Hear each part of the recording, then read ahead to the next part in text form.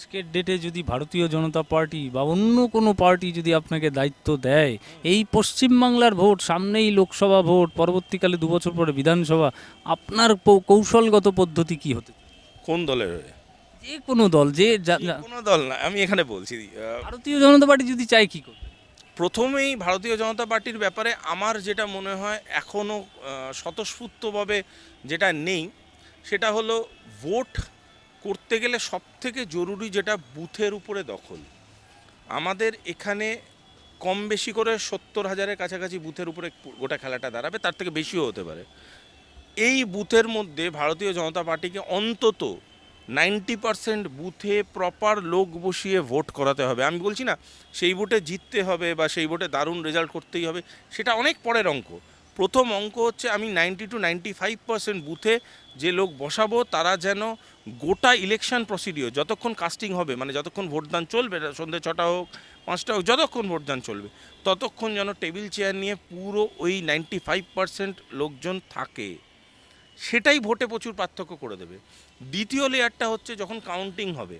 আমি বিশ্বাস করি আপনাদের কাছে প্রচুর খবর থাকে, আপনারা নিশ্চয়ই জানেন 21 সালে একটা খবর ঘটেছিল বা কি, সেটা হলো বহু টেবিল ছেড়ে লোকজন বেরিয়ে গেছিলো 12টার সময়, নেতারা চলে গেছিলো, হয়েছিল কিন্তু এটা আমি বাস্তব, আমি পরবর্তীকালে কথা বলে জেনেছি যে হ্যাঁ এটা হয়েছিল। আমার সব দলের সাথেই কথা হয়, সব দলের মানুষই আমার বন্ধুস্থানীয় এবং ভালোবাসার সম্পর্ক, এবং আমি যেটা জানতে পেরেছি এরকম ধরনের ঘটনা সত্যি ঘটেছিল।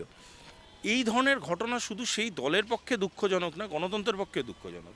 কারণ যদি একটা মানুষ খালি ময়দান পেয়ে যায়, সেই খালি ময়দানে সে কি খেলবে আর কি সেই খালি ময়দানে সে অ্যাডভান্টেজ তুলবে, সেটা নিয়ে ক্রিটিসাইজ করাটার কোনো মানে দাঁড়ায় না, কারণ কম্পিটিশনই তো নেই। সুতরাং এই ভারতীয় জনতা পার্টির যদি এই দায়িত্ব নিয়ে আমি কথা বলি, তাহলে আমি প্রথমেই ভাববো সেটা হলো বুথ লেভেল দখলটা ভারতীয় জনতা পার্টিকে বাংলায় আনতে হবে এবং তার জন্যে পরিশ্রম করতে হবে। আপনাকে আমি একটা ছোট্ট উদাহরণ দিচ্ছি। 2007-8 সাল সিপিএমের ভরা জামানা, সবাই জানে দুর্ধর্ষ সংগঠন সিপিএমের তখন।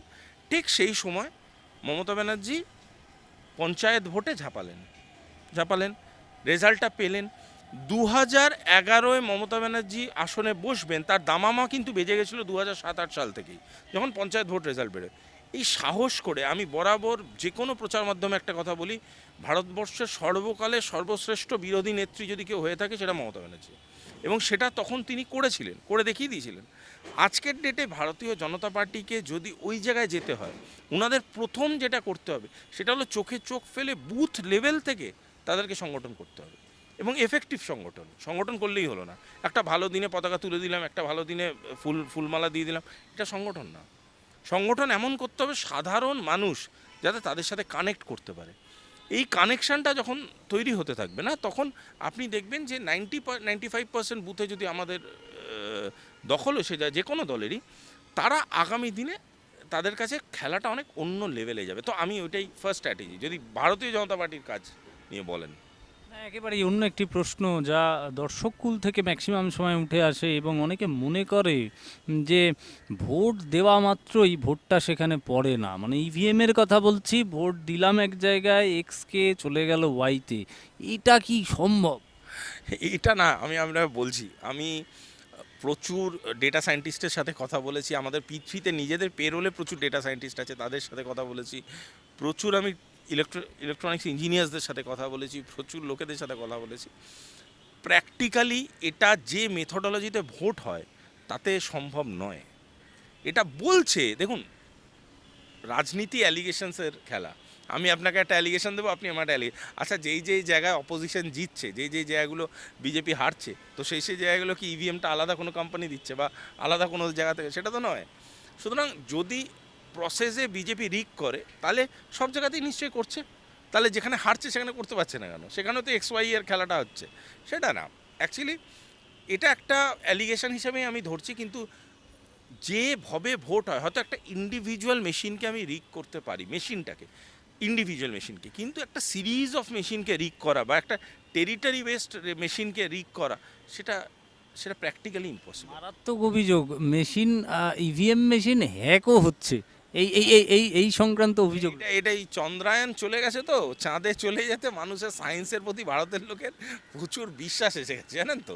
এবার সেই বিশ্বাসটা কখনো কখনো তো আবার অ্যান্টিপোলিং হয়, উল্টো দিকে বইছে। এবার তারা হয়তো ভাবছে সেই চাঁদে যখন পাঠাতে পেরেছি ইভিএমও একটা হয়তো বাড়িতে বসে বসে করা যায়। এটা প্র্যাকটিক্যালি সম্ভব নয়, মানে মানে সেই রাকেশ রোশন নয়। না না, হ্যাঁ রাকেশ রোশন, এই তো আবার মানে বিপজ্জনক স্টেটমেন্ট। এ আরেকটা ভয়ঙ্কর জিনিস, জানেন তো। জেতা খেলা হারিয়ে দিতে পারে যদি আপনি বিপজ্জনক এরকম স্টেটমেন্ট করেন। আমরা একটা কথা রাজনীতিতে খুব বলি, আমাদের ক্লায়েন্টসদেরও বলি, আমাদের লোকেদেরও বলি, যারা শুনছেন, যারা রাজনীতি করতে চান বা করছেন তাদের জন্য বলছি, রাজনীতিতে না ফুল স্টপের থেকে অনেক বেশি দাম, দাড়ি থেকেও অনেক বেশি দাম হচ্ছে কমার। মাইক আপনার সামনে আছে মানেই আপনাকে কোনো স্টেটমেন্ট করতে হবে এটা নয়। আর রাজনীতিতে সাইলেন্স একটা নিজস্ব ভাষা। কোনো টপিক সম্বন্ধে যদি আমি চুপ থাকছি বা কোনো টপিক সম্বন্ধে আমি সাইলেন্স বজায় রাখছি, সেটাও কিন্তু একটা স্টেটমেন্ট, এবং এটা বুঝতে হবে। সামনেই লোকসভা, একেবারে ঘাড়ের উপর আমাদের সকলের নিঃশ্বাস পড়ছে। সেই এই 2024-এর লোকসভায় সব দল নেমে গেছে। যেরকম মণিপুর থেকে যাত্রা শুরু হয়েছে, আবার ন্যায় যাত্রা, রাহুল গান্ধী নিজে সেই যাত্রার নেতৃত্ব দিচ্ছেন। এবং সামনে লোকসভা, এবং অমিত শাহ, মোদিজি, যোগীরা রাম মন্দির উদ্বোধনের কতটা কি ফল তারা তুলতে পারবে লোকসভায়, গোটা লোকসভার ছবিটা কি হতে চলেছে। দেখুন, আমার একটা অদ্ভুত জিনিস দেখতে পাচ্ছি, সবাই হাঁটছে, কিন্তু মানে অনেকগুলো পলিটিক্যাল পার্টি একসাথে ফিটনেস ফ্রিক হয়ে গেছে, সবাই হাঁটছে। আপনার বামেরাও হাঁটছে, রাহুল গান্ধী হাঁটছে, বিজেপিও হয়তো সামনের দিনে হাঁটতে শুরু করে দেবে। তো সব মিলিয়ে একটা হাঁটাহাঁটির মধ্যে দিয়ে আছে। তো মানে কনগ্র্যাচুলেশনস, সবাই ফিট হন, এটাই চাই। দেশের জন্য ফিট হন, এটা তার থেকেও বেশি ইম্পর্ট্যান্ট। আগামী দিনে আমি আপনাকে খুব বায়াসড স্টেটমেন্ট করে লাভ নেই, সত্যিটা বলাটাই আমার ধর্ম, আমি সেটাই বলি। বিজেপি অল আউট বেরোবে 2024 ইলেকশনসে, চ্যালেঞ্জ পাবে না। কারণ একটা পলিটিক্যাল পার্টি লড়ছে, তার বিরুদ্ধে যারা লড়ছে সেটা একটা কনসোর্টিয়াম লড়ছে, একটা মিলিতভাবে সবাই মিলে একত্রিতভাবে তার বিরুদ্ধে লড়ছে। হতেই পারে আমরা একটা কোনো ন্যারেটিভই তো এক হব, আমরা তো একটা সুতোয় গাঁথবো প্রতিটা পার্টিকে। আজকে মমতা ব্যানার্জির নিজস্ব কিছু ভিউ পয়েন্ট থাকতে পারে বিজেপির বিরুদ্ধে, ওয়াইএসআর রেড্ডির, জগন রেড্ডির, এদের কিছু থাকতে পারে, আমরা স্ট্যালিনের কিছু থাকতে পারে, আমাদের আপের থাকতে পারে। তো এইগুলোকে একটা সুতোয় গাঁথার জন্যে যে সময়টা দরকার, সেই সময়টা কিন্তু নেই। এবং যদি আমি প্রথম থেকেই লকেটটা ঠিক করে নিই, যে মালার লকেটটা কি হবে, তাহলে কিন্তু মালাটা গাঁথা যায় না। মানে প্রথম থেকেই একটা বিশেষ পরিবার ধরেই নিচ্ছে যে আমরাই লিডিং জোনে থাকবো, তাহলে কিন্তু বাকি মালাটা কোনো দিনই গাঁথা হবে না। কারণ আজকের ডেটে ছোট ছোট যেগুলো রিজিওনাল পার্টি, তাদেরও কিন্তু ইম্পর্টেন্স সাংঘাতিক। আপনি টিএমসিকে পশ্চিমবাংলায় কোনোভাবে কেউ ইগনোর করতে পারে ভারতীয় প্রেক্ষাপটে? কোনো দিন করা সম্ভব না। তাদের একটা ভ্যালু আছে, তাদের কথা শুনতে হবে ইন্ডিজোটকে। কিন্তু সেই ইন্ডিজোট যদি না শোনে, দিনের পর দিন বিভিন্ন জোট বিভিন্ন রকম কথা বলে, বামেদের নিজস্ব একটা স্ট্যান্ড পয়েন্ট আছে এবং রেসপেক্টফুল স্ট্যান্ড পয়েন্ট আছে, প্রতিটা পার্টির একটা স্ট্যান্ড পয়েন্ট আছে, এবং সেই কথাগুলো নিয়ে একটা সূত্রে তো গাঁথতে পারছে না। এবং গাঁথতে পারছে না বলে অটোমেটিক্যালি আপনাকে আমি বলি, যত দিন এগোবে এই ইন্ডিজোটের যেই এন্টায়ার মানে একটা কী বলবো, একটা পরিমণ্ডল আছে, ভেঙে পড়ে যাবে। এবং আলটিমেটলি কী হবে, ছোট ছোট রিজনাল পার্টিগুলো নিজেদের মতো লড়বে ইকুয়েশনে, এবং তাতে কী হবে, তাতে বিজেপিরই সুবিধা হবে। বিজেপি তো end of the day NDA হিসাবে, যত না এনডিএ হিসাবে বিজেপির সরকার করার খুব একটা প্রয়োজন পড়ে বলে আমার মনে হয় না।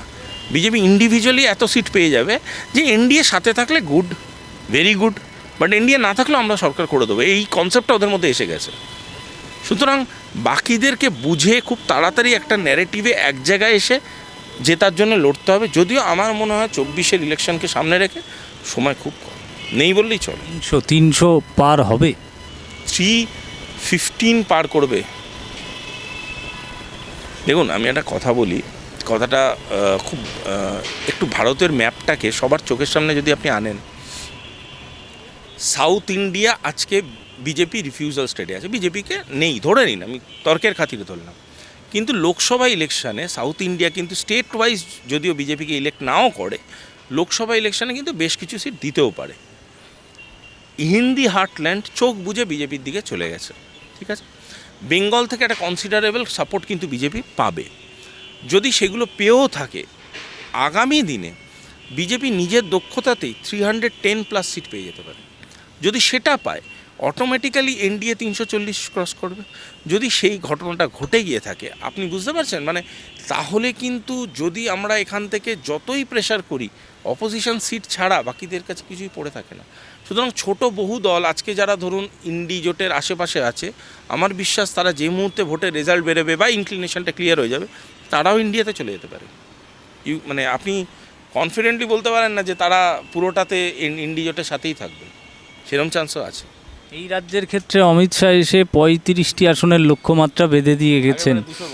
একেবারে 35টা আসনে, সেই আসনে বিজেপি লক্ষ্যমাত্রা স্থির করে লড়ছে, আর বাকি রয়েছে মাত্র 7টা সিট। এই 7টা সিটে তৃণমূল আবার কটাক্ষ করে বলছে আমরাই পাবো 35, বাকি 7টা সিটে বিজেপি কি করবে, তাদের ব্যাপার কি হতে পারে। দেখুন, কি হতে পারে সেটা তো সময় বলবে। আমি কিছু প্যাটার্ন, কথাটা প্রথমেই বলছিলাম সেটা আমি আপনাকে বলি। জেনারেল বাঙালি হিন্দু তারা কিন্তু বিজেপির প্রতি এতদিন খুব একটা প্রোঅ্যাক্টিভ ভোকাল পাওয়া যায়নি, যে আমি বিজেপি করি এরকম কেউ পাওয়া যায়নি। আপনি যদি একটু ব্যাপারটাকে ঘনীভূত করেন, একটু একটু ভালোভাবে ব্যাপারটার মধ্যে ঢোকেন, রাম মন্দির উদ্বোধনের পরে বিজেপির ব্যাপারে যেই নার্ভটা চলছিল, সেটা কিন্তু আস্তে আস্তে বেঙ্গলের চেঞ্জের দিকটা দেখতে পাচ্ছেন। আপনি যদি একটু জেলা ভিজিট করেন, বিভিন্ন জেলা যেখানে ধরুন বিজেপি করছে, তলায় তলায় করছে, মোটামুটি করছে, সেটা কিন্তু গত 2-3 দিন দিয়ে তার হাওয়াটা চেঞ্জ হচ্ছে। কারণ আমাদের কাছে তো বহু জেলার রিপোর্ট আসতে থাকে, তাতে আমরা যেটা বুঝতে পারছি যে আগামী যত দিন যাচ্ছে বিজেপির যেটা একসময় ধরা হচ্ছিল 5টার বেশি সিট পাবে না, 21-এর পরপরই একটা ভাইভ তৈরি হয়েছিল, তারপরে হলো সেটা 12-14টা সিটের বেশি পাবে না। আজকের ডেটে আমি বলছি গতবার যত সিট পেয়েছিল তার আশেপাশে বা তার থেকে বেশি পেলেও অবাক হবেন না।